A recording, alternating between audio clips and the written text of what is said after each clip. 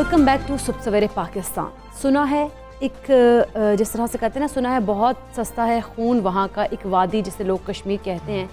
तो हम बात करते थे यौम इस्तेहसाल कश्मीर के हवाले से, क्योंकि आज पाकिस्तान भर में अपने कश्मीरी भाइयों से इज़हार यकजहती के लिए रैलियाँ निकाली जा रही हैं, तकारीब का इनेकाद भी किया जा रहा है। इसी हवाले से हम बात कर लेंगे। वज़ीर ख़ारजा शाह महमूद कुरैशी साहब ने हमें ज्वाइन। शाह महमूद कुरैशी साहब अस्सलाम वालेकुम, गुड मॉर्निंग सर। सर, आज के दिन के हवाले से बात करनी है। फॉरेन पॉलिसी मैगजीन का पहले जिक्र कर लेते हैं। उसमें आर्टिकल छपवाया गया है कि मोदी ने कश्मीर में 5 अगस्त 2019 के 2 साल बाद अब इस मामले को बहुत ज़बरदस्त तरीके से कंट्रोल कर लिया और अब भारत को वहाँ पर कोई मसला ही पेश नहीं आ रहा और वहाँ पर तशद्दुद वाक़यात में भी कमी आ गई है। सर, आपकी क्या राय है कि ये क्या किया जा रहा है, किस तरह की कैंपेन चलवाई जा रही है? मैं समझता हूँ ये प्रोपेगेंडा है। इस मजमून में कोई हकीकत नहीं है और ये हकीकत ज़मीनी हक़ाइक़ के बिल्कुल बरक्स है। अगर ये दुरुस्त होता तो अभी जो मकबूजा कश्मीर की क़यादत उनसे मिलने गई तो उनसे हाँ में हाथ से नहीं मिलाई। उन्होंने क्यों कहा कि हमारा स्टेटहुड जो है वो बहाल किया जाए, हमारा तशख़्ख़ुस बहाल किया जाए, हमारी जो हैसियत थी उसको बहाल किया जाए। इसको आपने पामाल किया तो वो तो इस चीज़ से मुत्तफ़िक नहीं है और उन्होंने 5 अगस्त 2019 के इक़दामात पर अपना उनसे ना सिर्फ लाताल्लुकी 5 अगस्त को जब रियासत कश्मीर से उसका रियासती स्टेटस जबरी तौर पर छीना गया और उसे जोग्राफियाई तौर पर इंतजामी टुकड़ों में तब्दील किया गया, इन 2 सालों के दौरान वज़ीर आज़म ने अक़वाम मुत्तहिदा में ज़बरदस्त तकारीर भी की और अपने आप को कश्मीर का सफ़ीर भी करार दिया। इन 2 सालों में पाकिस्तान ने क्या क्या कुछ हासिल किया? कश्मीर का जो मसला था, जो अरसे दराज से खटाई में था, बैक बर्नर पे था, अल्लाह के फजल करम से तहरीक इंसाफ की हुकूमत ने और इमरान खान साहब हैसियत सफीर कश्मीर, उन्होंने इस मसले को उजागर किया, इसको एक मरतबा फिर इंटरनेशनलाइज करने में कामयाब हुए। 3 मरतबा तो 5 अगस्त 2019 के बाद ये सलामती काउंसिल पे ज़ेर बहस आया। इस पे 2 रिपोर्टें आ चुकी हैं ह्यूमन राइट्स कमिश्नर की और वहाँ जो इंसानी हकूक़ की पामाली हो रही है उसका पूरा तज़किरा है। और आपने देखा कि 2 सालों में जो ऑपेड्स आए हैं, जो मज़ामीन छपे हैं, जो इंटरनेशनल मीडिया में रिपोर्टिंग हुई है, माजी करीब पे उसकी मिसाल नहीं मिलती। तो वो मसला जिसको हिंदुस्तान कहता था हमारा अंदरूनी मसला है, वो अंदरूनी नहीं रहा। उसकी जो बैनुल अक़वामी तनाज़े के तौर पर जो उसकी हैसियत है वो मुसल्लमा है और उसको एक मरतबा फिर तस्लीम किया गया। आपने देखा कि अक़वाम मुत्तहिदा के सेक्रेटरी जनरल ने मौक़िफ़ क्या लिया, उन्होंने कहा ये मसला हल तलब है और ये UN चार्टर के मुताबिक इसको हल होना है और सलामती काउंसिल की करारदादों। ठीक है शाह महमूद कुरैशी साहब, आज जब 5 अगस्त है, भारतीय गैर कानूनी इक़दाम को 2 साल मुकम्मल भी हो गए हैं। पाकिस्तान इस हवाले से दुनिया में भारतीय सफाकी को उजागर करने के लिए मज़ीद अब क्या करने जा रहा है? पाकिस्तान ने क्या प्लान बनाया है कि मुस्तक़बिल में हम क्या इक़दामात उठाएंगे? पाकिस्तान की हुकूमत ने, पाकिस्तान के दफ्तर खारजा ने और कश्मीरियों ने बिलअमूम दुनिया के दारुल खिलाफों में जो अपने एहतजाज रिकॉर्ड कराए, जो उनके मजम्मती बयानात थे, जो बहस मबाहिसा हुआ, जो मुख्तलिफ पार्लियामेंट्स में इस मसले का जिक्र हुआ, चाहे वो यूरोपियन पार्लियामेंट है, चाहे वो हाउस ऑफ कॉमन्स है, चाहे वो US कांग्रेस है, चाहे वो हमारे तुर्की की नेशनल असेंबली है, चाहे ईरान की पार्लियामेंट है। आप देखिए कि जगह चाहे OIC का फोरम है जी, इस मसले को उजागर किया गया, इस पर लोगों ने अपनी राय दी, इस पर ज्वाइंट रेजोल्यूशन आए। चाहे पाकिस्तान की पार्लियामेंट है, पाकिस्तान की पार्लियामेंट ने भी कश्मीर के जो हमारा बाईपार्टिजन कंसेंसस है, जो इस पर इत्तफाक राय है, कौमी इत्तफाक राय है, उस जज्बे की तजदीद अहद आपने देखा नई करारदादों की शक्ल में मुत्तफिका जो पास की गई इसी पार्लियामेंट ने की। तो अल्हम्दुलिल्लाह अल्लाह के फज़ल करम से मौजूदा हुकूमत वज़ीर आज़म की हिदायत पर इस मसले को उजागर करने में कामयाब हुई है और ये एक मुसलसल कोशिश है और हमारी जो पॉलिटिकल, मॉरल और डिप्लोमेटिक सपोर्ट जो है वो कश्मीरियों के साथ रहेगी ता वक्त कि उनको हक के خود ارادیت کا جو وعدہ ہے وہ پورا نہیں کیا شاہ جاتا. صاحب گزشتہ 2 سال کی اگر بات کریں تو اس دوران وزیر اعظم اور دفتر خارجہ کی جانب سے بھی بھرپور کوششیں کی گئی، لیکن اس کے باوجود ہم دیکھتے ہیں کہ کشمیریوں کو ان کا حق نہیں مل سکا. کشمیریوں کو ان کا حق کیا پاکستان کی ڈپلومیسی یا پاک بھارت جنگ سے ہی ملے گا؟ کشمیریوں کی مدد کے لیے پاکستان نے کیا روڈ میپ بنایا؟ دیکھیے یہ تو دنیا تسلیم کرتی ہے کہ اس مسئلے کا حل بالکل سلوشن نہیں ہے. 2 ایٹمی قوتیں جنگ کی متحمل ہو نہیں سکتی، یہ خودکشی کے مترادف ہوگا. اس کا حل گفت و شنید سے ہے. ہماری ترجیح ہے کہ اس کا پرامن حل ہو. ہماری ترجیح ہے کہ سلامتی کونسل کی قراردادوں کے مطابق اس کا حل تلاش کیا جائے اور کشمیریوں کو اعتماد میں لے کر ان کی خواہشات کے مطابق اس کا حل تلاش کیا جائے. جنگ اس کا حل نہیں ہے. کوئی ذی شعور شخص اس کی حمایت نہیں کرے گا، لیکن یہ مسئلہ آپ اس سے صرف نظر نہیں ہو سکتے. یہ مسئلہ ایک حقیقت ہے، اور اگر اس خطے نے پرامن طریقے سے آگے بڑھنا ہے، ترقی کرنی ہے، جہاں سرمایہ کاری ہونی ہے، خوشحالی آنی ہے اور کنیکٹیوٹی، ریجنل کنیکٹیوٹی میں اضافہ ہونا ہے، تو اس مسئلے کو ہمیں حل کرنا ہوگا. اور یہ اگر مسئلہ حل ہو جاتا ہے تو ہندوستان کے ساتھ معمول کے تعلقات بنانے میں ہمیں کوئی گھبراہٹ نہیں ہے. لیکن ہم کشمیریوں کے جو بنیادی حق ہے اس سے انحراف نہیں کر سکتے، اور ہم کوئی ایسا قدم نہیں اٹھا سکتے جس سے کہ ان کو ان کے حقوق کو جو ہے وہ دھچکا پہنچے. حکومت پاکستان اور پوری پاکستانی قوم کشمیریوں کے ساتھ تھی، ہے اور انشاءاللہ رہے گی.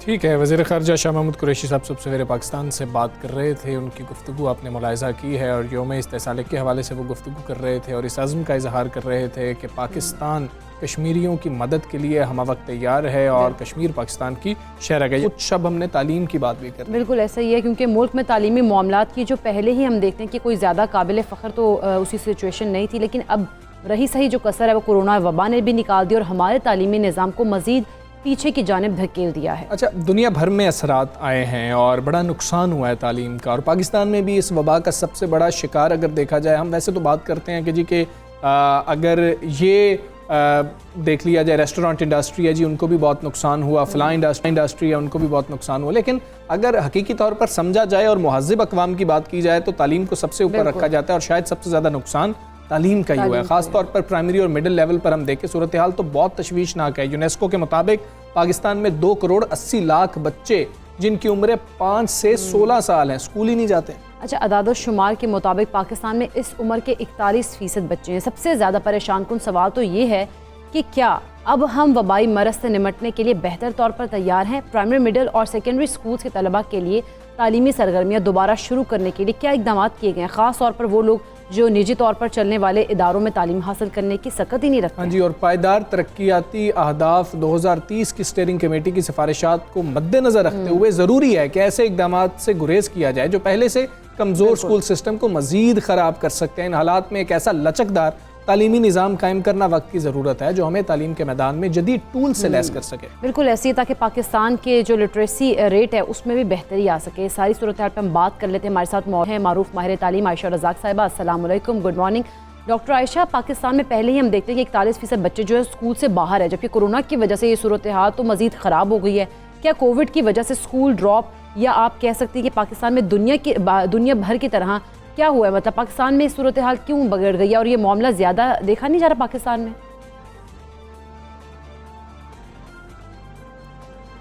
جی السلام علیکم حمزہ اور اقرا، بہت شکریہ بلانے کا.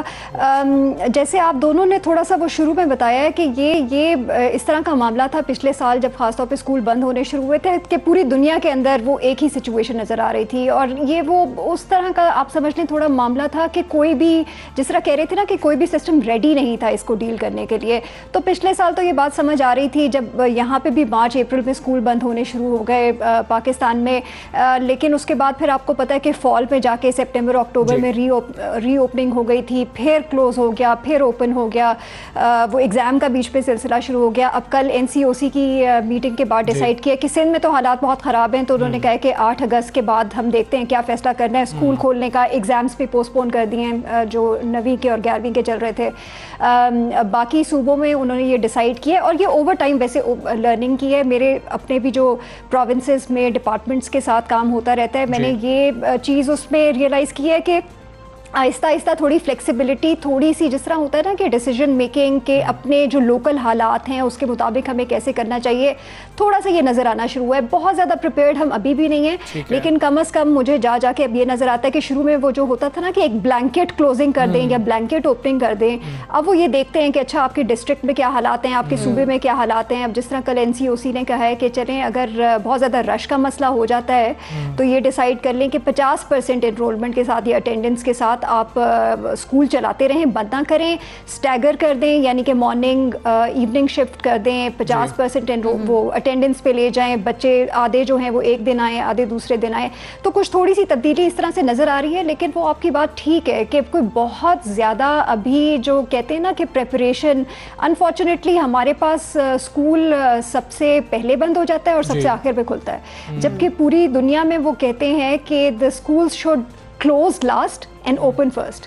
तो हमारे पास जब हालात हम सब कुछ पहले खोल देते हैं, इकोनॉमिक एक्टिविटी ये वो भी ज़रूरी है, जाहिर है, लेकिन उसकी वजह से फिर आपको पता है वबा के लोगों ने एहतियात तो करनी नहीं है, तो वो वबा के जब हालात बहुत ज़्यादा ख़राब हो जाते हैं तो स्कूल में भी ये नहीं समझती हैं कि पेरेंट्स जल्दी परेशान हो जाते हैं, और हम पेरेंट्स की जानिब से भी ये मुतालबात देख रहे थे कि हालात बहुत ख़राब हैं, आप स्कूल्स बंद कर दें, लेकिन पेरेंट्स बच्चों को पार्क्स में भी लेके जाते थे, अगर हम नॉर्दर्न एरियाज़ की बात करें वहाँ पर भी ले जाते थे, मॉल्स में भी बच्चों को ले जाते थे, लेकिन पेरेंट्स भी ये कहते थे स्कूल बंद हो। खैर बड़ा मसला ड्रॉप आउट्स का है, हम बात करें, बड़ी मुश्किल से कोशिश की जाती है कि कुछ बच्चों को, ख़ासतौर पर बच्चियों को तालीम की तरफ लाया जाए, स्कूल में दाखिल करवाया जाए। हमने ये देखा कि मज़ीद जो है लोग बच्चे छोड़ने पर मजबूर हो गए। अब ऐसे बच्चों को वापस लाना कितना बड़ा चैलेंज है?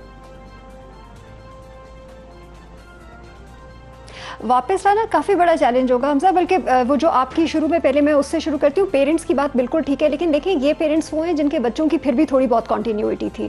जैसे था ना कि चलें प्राइवेट स्कूल से भी कोई बहुत अच्छा नहीं, वो ऑनलाइन लर्निंग, हमें एग्जाम्स की डिबेट में नज़र आ गया कि बच्चे कहते हैं इवन प्राइवेट स्कूलों के कि हमने तो पढ़ा ही नहीं है इतनी अच्छी तरह से, तो लेकिन फिर भी इन पेरेंट्स के पास ट्यूशन की अवेलेबिलिटी थी, खुद घर में सपोर्ट कर सकते थे, एटलीस्ट ये पता था कि स्कूल जब खोल जाएंगे तो बच्चे वापस जाएंगे, क्योंकि ऐसा कोई वो इनकम लॉस का ये वो मसले नहीं थे। अब जहां पर असल में बच्चों को मसले आए हैं वो थे ना जो या गवर्नमेंट स्कूल्स में जा रहे थे या बहुत लो इनकम या मिडिल इनकम जो सस्ते थोड़े आपके प्राइवेट स्कूल्स होते हैं वहां जा रहे थे। अब वहां पर दो आप कह लें कि मसले पैदा हो रहे थे। एक तो स्कूल्स जो हैं वो बंद होने शुरू हो गए, आपको पता है पिछले काफी नंबर्स रिपोर्ट हो रहे थे, मेरे ख्याल में इन कराची अलोन 300 स्कूल बंद हो गए आपके। तो प्राइवेट स्कूल एसोसिएशंस भी शोर करती रही हैं। अब वो स्कूल बंद होंगे, जाहिर है इनकम लॉस तो वो स्कूल ओनर और टीचर का हो ही रहा है, लेकिन बच्चों का लॉस देखें ना कि ऑलरेडी हमारे पास पब्लिक स्कूल सिस्टम इतना बड़ा नहीं है, इतना स्ट्रांग नहीं है कि सब बच्चों को वो अब्जॉर्ब कर सके, फिर ऊपर से स्कूल भी बंद हो रहे हैं। फिर ये कि पेरेंट्स का, आप सोचें कि पेरेंट्स का इनकम लॉस हुआ है, उसकी वजह से वो लड़कों को कई दफ़ा, खासतौर पे जो बड़ी उम्र के लड़के होते हैं, वो इनकम वो जनरेशन एक्टिविटीज़ की तरफ लगा देते हैं। लड़कियों के लिए अलग मसले होते हैं क्योंकि लड़कियों को फिर घर में संभालना पड़ जाता है, छोटे बहन भाइयों को देखना पड़ जाता है। ये बहुत बड़ा मसला होगा और इसको वापस लाना बच्चों को काफ़ी मुश्किल होगा। और मेरे ख्याल में सप्लाई साइड पे भी इशू होंगे कि स्कूल्स की रीओपनिंग और स्कूल्स, ये प्राइवेट स्कूल्स, इनका क्या ऑल्टरनेटिव होगा। लेकिन डिमांड साइड के यानी पेरेंटल साइड के इश्यूज भी आपको देखने पड़ेंगे कि फॉर एग्जांपल अगर इनकम लॉस है तो क्या हमें बच्चों को स्टाइपेंड्स देने चाहिए, क्या हमें जो हमने अपनी सोशल सेफ्टी नेट है उसको थोड़ा बड़ा करने की जरूरत है ताकि माँ बाप थोड़ा सा वो इनकम के हिसाब से थोड़ा सा वो हो जाए। डॉक्टर आयशा, एक हमारे पास माहिर तालीम आए थे, उनका प्राइवेट स्कूल एसोसिएशन से ताल्लुक था। उन्होंने कहा कि जिस तरह हम बाकी कार्ड्स बना रहे हैं, गवर्नमेंट को एजुकेशन कार्ड के ऊपर सोचना चाहिए। अगर एजुकेशन कार्ड की बात की जाए तो फिर एजुकेशन कार्ड से पेरेंट्स को भी फ़ायदा हो रहा होगा, बच्चों को भी फ़ायदा हो रहा होगा। तजवीज़ बहुत अच्छी है, लेकिन क्या एजुकेशन कार्ड बनाना पाकिस्तान जैसे मुल्क में पॉसिबल है?